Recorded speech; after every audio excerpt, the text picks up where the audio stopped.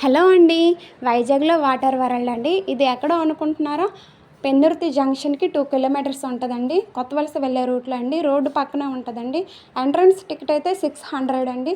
కిడ్స్కి అయితే 450 అండి. 3 ఇయర్స్ అబవ్ అయితే 450 తీసుకుంటారండి. మనకి ఫుడ్ కూడా లోపల క్యాంటీన్ ఉంటుందండి.